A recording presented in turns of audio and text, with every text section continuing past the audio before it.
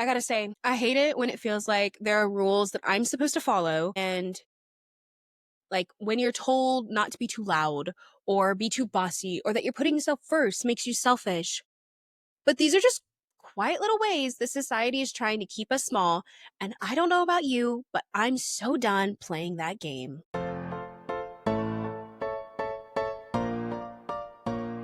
Hi, everyone, and welcome to Taking Up Space with Jordan. I'm your host, Jordan. I built this space to empower women to build and live their dream lives without the guilt and expectations of society by having one honest conversation at a time. And today, we are going to be talking about those unspoken rules that you might have been living under, not realizing that it's just another way to try and guilt and control you into being someone that doesn't align with you or your goals. And speaking of aligning your goals, for a little plug right here, have you ever heard of my new community group? Well, I just started it. It's called Soft Hustle Society. It's a safe space for women who are ready to feel supported by like-minded creators, dreamers, and entrepreneurs.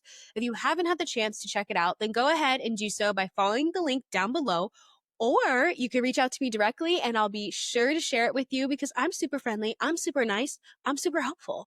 So don't be shy. This group is meant to support your dreams and not tear you down. If you have a dream and you want help, let someone be there to help you. Now, moving back to today's conversation, let's start unpacking some unspoken rules that tell us to shrink, sacrifice, and stay quiet. Because on this channel, it's all about loud women with big dreams, something that society, honestly, tends to not be the biggest fan of.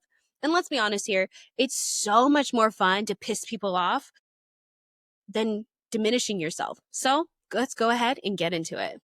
To kick things off, we have to know where these rules are coming from. So first, I want to do a little memory lane moment with you.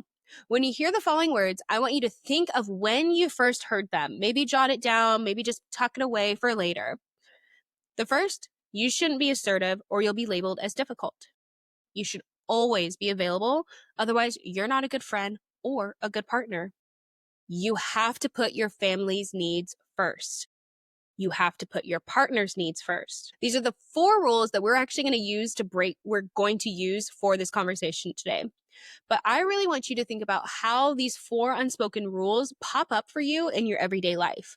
Maybe you feel guilty because instead of cooking a full meal at home, you got takeout.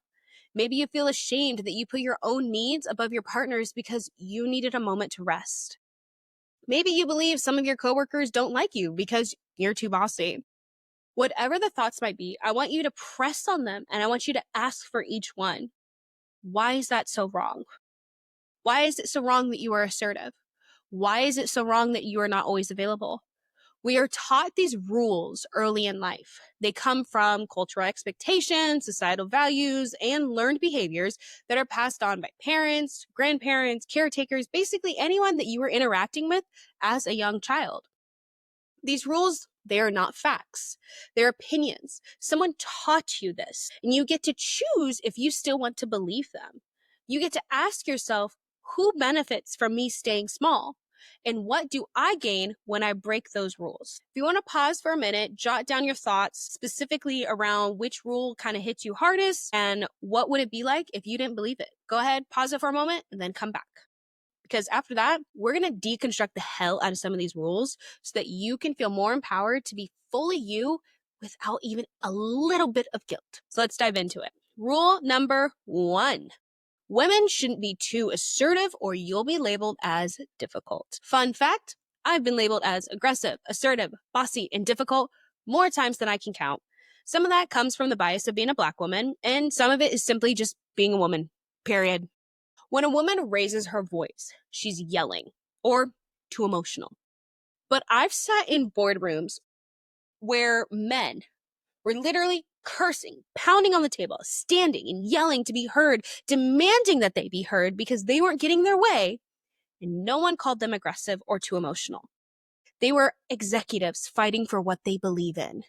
So what's the difference? Why is it powerful for a man to speak up, but when a woman asks for a raise, demands a promotion, or just shows up for herself confidently, she's labeled as aggressive, bossy, or difficult? I remember this one time I got called aggressive for standing up for myself and my coworkers.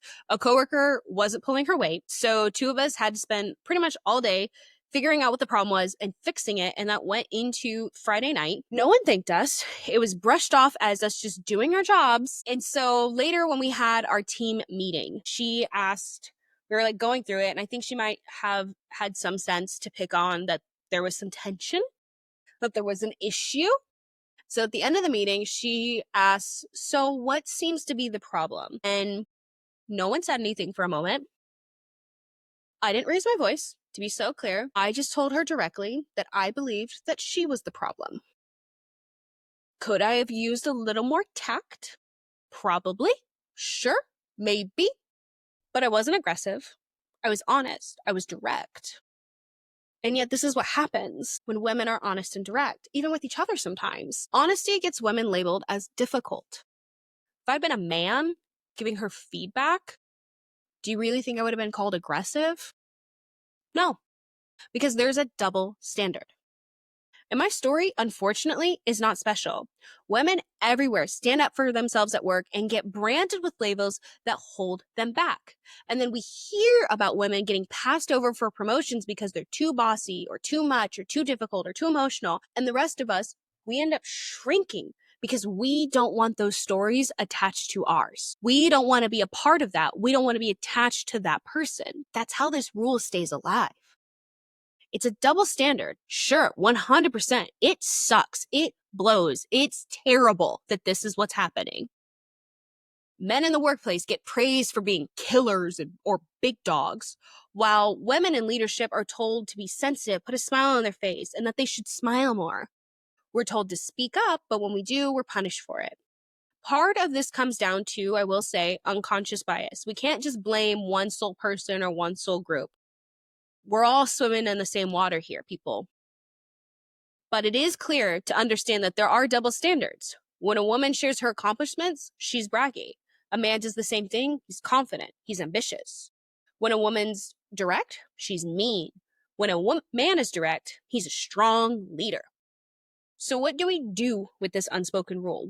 How do we challenge it? How do we find a way to navigate this unspoken rule in a way that doesn't make us want to pull our hair out? Well, fortunately, we chip away at it through micro steps that we can take every single day. And one of those steps is actually dealing with our own internal dialogue that we are having with ourselves, especially when we see her being ambitious.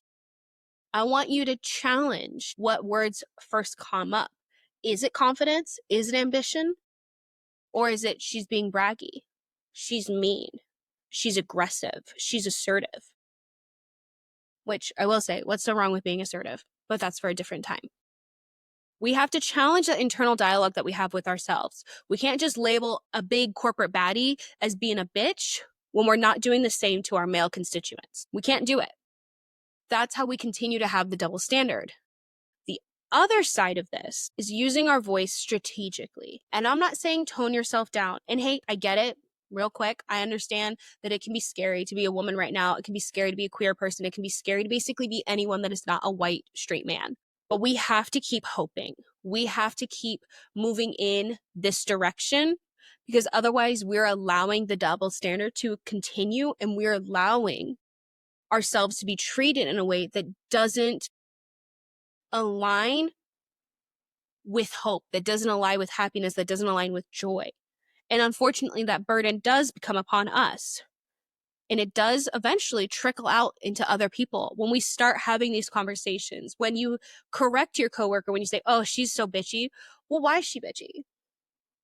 Oh, well, she just is always demanding this. Or is she demanding it? Or is she being confident? Is she asking you to provide good work? Is she demanding that you be a better employee? Is that being bitchy? No, it's not. It's her being a leader. And so we have to see how it kind of goes hand in hand when we are doing that internal work, when we are then using our voice strategically and helping to not perpetuate this double standard. We can start to crumble this unspoken rule. We have to find people who are going to champion our voices, and we have to stay away from the people who want to silence it. Being labeled as too much is often it's just a sign that you're pushing someone out of their comfort zone. And honestly, real growth, as we know, it's not going to happen inside this little comfortable bubble. It's going to happen outside of it. So make people uncomfortable. Use your voice strategically. Push back when you hear someone saying, oh, she's aggressive. Why? Why is she aggressive? Force them to look into the mirror and question their own internal dialogue. Because we have to be the ones to challenge these old stories. We have to be the ones to rip up the rules that keep us in these tight little boxes where we can't stretch and be ourselves. And this actually transcends into our other unspoken rules that we're going to be talking about, is that a lot of the times these unspoken rules are meant to keep us in those little boxes. So I want you to remember that as we go into rule number 2. Rule number 2, always be available or you're not a good friend. And let's be real, this one hits hard for so many of us. How many times have you said yes when your body was like, no, girl, we need to stay home? How many times have you dropped everything for someone else, even when you were running on E? We're taught early on, especially as women, that a good friend is always there, always available, always on call. It doesn't matter if you're exhausted, overwhelmed, or just need a minute to yourself, because God forbid you say, hey, I can't talk right now, or I need this weekend to recharge. Because suddenly you're selfish, you're flaky, or you're a bad friend. I'll be honest. I've been that friend, the one who answered every text right away, showed up for everyone else's crisis, big or small, gave my time, my energy, my heart, even when I didn't have enough for myself. And guess what? That doesn't make you a good friend to be that person. That makes you a people pleaser with no boundaries. And I say that actually with love, tough love, because I've been there. But here's the thing. It takes good people to help you challenge this rule. And I'll never forget the first time that this was challenged for me really in a healthy way. My bestie and I, Allison, we were just at the beginning of our friendship. We had just, I think, switched from like, oh, that's my coworker friend to that's my girl. That's the one I hang out with outside of work and talk shit about you people with. And this was early in our friendship. And we were still coworkers though at the time. We were both executive assistants and she needed to take a day off of work and she asked me to cover it. But she didn't realize that I had also taken the same day off and I really needed that day. We both were like depleted. We were both going through shit in our personal life and we just needed a day to like and get our shit together in our personal lives. And I remember being so anxious at the time because I was like going through a period where I didn't have as many friends as I used to because I had either cut some people off because I was going through my own healing journey and knew that these people weren't going to be there to support me. This, that, and the other thing was going through separation. All of the things were going on at once. And so it was a very heightened state when it came to new friends and old friendships. So I remember feeling very anxious that I had told her no, because I was just recently starting to do this again, or do this more, I should say. And I was convinced that she was going to be mad at me or that she wouldn't want to be friends anymore, that she said I was going to be a bad friend. And that old, like, good friend is always available voice, it was screaming so loudly in my head. So I did something that was very brave. I brought it up to her instead of spiraling. And I'll never forget how she just kind of like, she didn't like laugh it off, but she kind of just was like, no, I didn't even think of it as a big deal. Like, take your day off. They'll be fine. They're executives. They can function for one day without us. And I believed her. Not only because I knew that she meant it, but because even like that next day, we were texting each other back and forth, supportive messages to get through our days. And we both were able to take the day of rest that we both needed. And what that moment taught me was that the right people won't punish you for protecting your peace. They're not going to twist your nose into rejection. They want you to be well, not just a convenience. And here's what's so wild and so unfortunate about the world is that there are going to be people that benefit from you believing that this unspoken rule is true. If you're always available, they never have to hold themselves accountable. They don't have to grow. They can keep leaning on you while you keep shrinking your own life to fit theirs. So let's flip it. What if a good friend isn't someone who's always available, but someone who knows when to step in and when to step back for themselves? Someone who respects their boundaries because they want you to be a whole person, not depleted. Real friends understand your life, your rest, your joy. Those matter too. You're not here to be on call for the world 24/7. You're not the fixer. You're not the emotional dump truck. You're a human being who deserves her own time.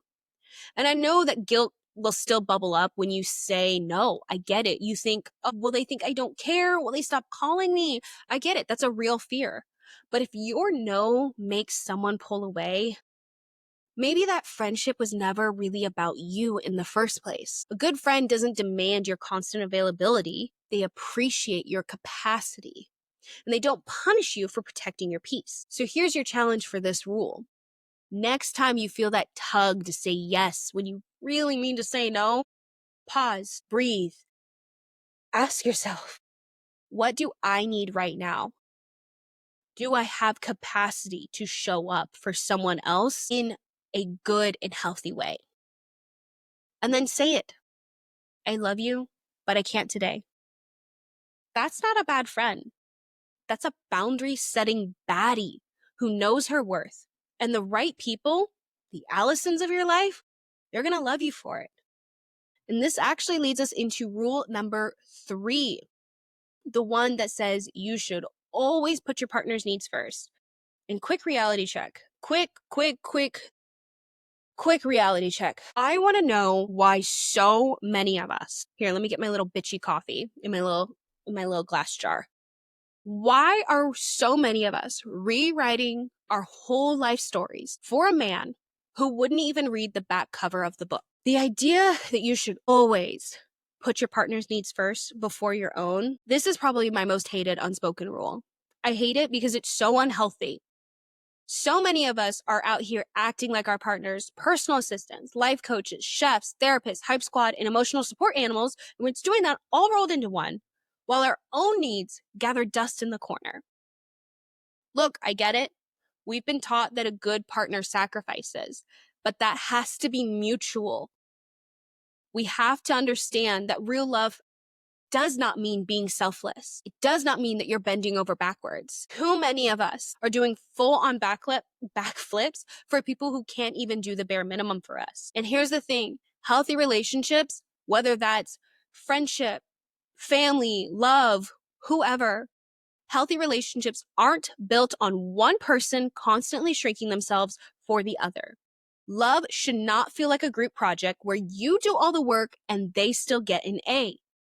Your partner is not a helpless child. They are not a baby bird that you have to feed. And your needs don't magically stop existing just because you're in a relationship. If anything, that's when they deserve to be honored more. And before you start spiraling, no. Prioritizing yourself doesn't mean you don't care or love your partner.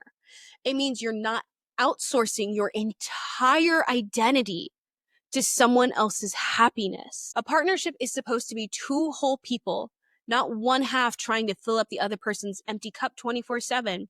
And I get it. There are times where you do have to be the person that's filling up your partner's cup sometimes. Sometimes when they get sick, when they get injured, when they're going through something, sometimes you do have to be the person that's putting on a little bit more of the burdens or the household chores or things like that. But the keywords here are 24/7. When you are that person for too long, when you are not getting some mutual exchange, that's when it's not real love anymore. That's when you are falling into this unspoken rule that you have to sacrifice for your partner, that you have to be everything for them, that you have to put them first. So here's your check-in. When was the last time you asked yourself what you needed instead of guessing what they needed? When was the last time you set a boundary with your partner and actually kept it?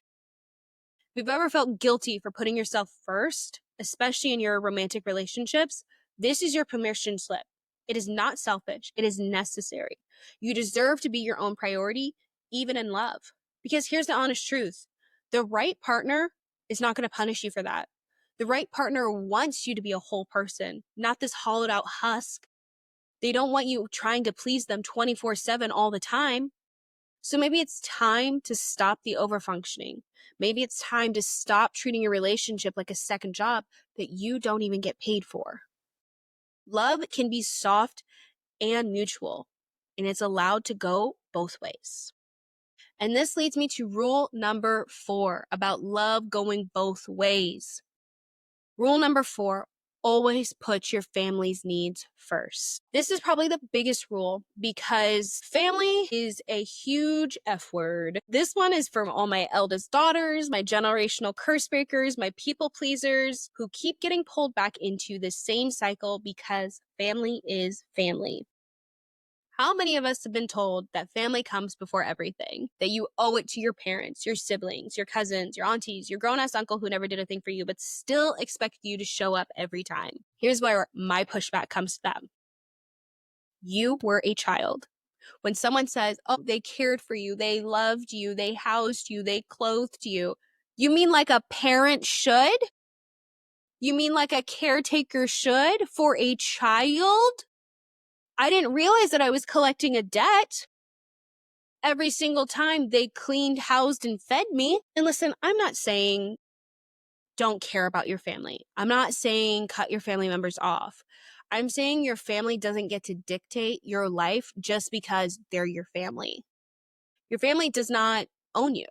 They do not own your time, your money, your energy, or your boundaries. And yet so many of us have been guilted into believing that if you don't drop everything for them, you're ungrateful, you're selfish. But quick question, when was the last time they dropped everything for you? When was the last time you dropped everything for yourself? And here's the real tea. Sometimes putting family first just means putting old expectations first. It means replaying old dynamics where you stay small, you stay the peacemaker, you stay the fixer, even when it costs you everything. And a lot of us, we stay stuck because that's just how it's always been. But what if it wasn't? What if you weren't the person that organized the Mother's Day card? What if you weren't the one that made sure Daddy Dearest had his newest thing for Father's Day? What if you weren't the one that answered the call the first time?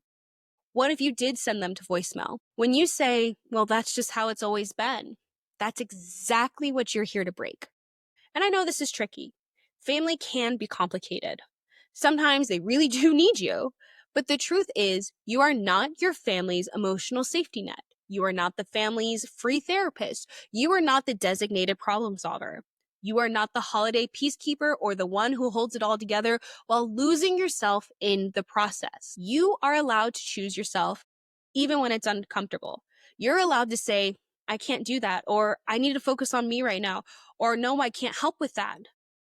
The right people, yes, even family, they're going to get mad at first, but they will adjust. And if they don't, that's their work to do, not yours. And this is when we start getting into cutting a family member off or family members off. I have gone through this with my stepfather figure. I did end up cutting him off because it was very clear every time I set a boundary, every time I tried to show up and be a different person, be the better daughter, be the better whatever, there was so much disrespect. There was so much lack of trying and caring on their part. And it felt like I was always the one that was putting in the work into the relationship, and they just got to benefit from me bending over backwards for them. And that's why I ended up cutting them off, is that I realized I needed to set the hard boundary so that I could continue to heal and thrive in my life without feeling this guilty feeling that I wasn't enough for this other person. And I didn't need their shadow hanging over my healing journey or their shame or whatever was going on with them, because that's their work to do. And by putting up that boundary, what that allows that other person to do is hopefully check in with themselves to realize why somebody cut them off, to give them the chance to go look in the mirror and have the internal dialogue with themselves and figure out where they need to make a change. That's not on me. It's not on me to be the operator of their healing journey. And that's also not on you when it comes to your family members. So here's your gut check for this one, or challenge. Where are you still carrying family obligations that were never really yours to carry? Where are you saying yes out of guilt instead of love? Because that is truly the biggest issue with all of this, is we're not really loving our family members by constantly being there for them. What ends up happening is we build up this resentment and this guilt, and that actually ends up overpowering all of the love that we once had for them. So here's what I want you to think about, to remember. You don't need permission to break these unspoken rules that keep you small. But if you do, here's your permission slip.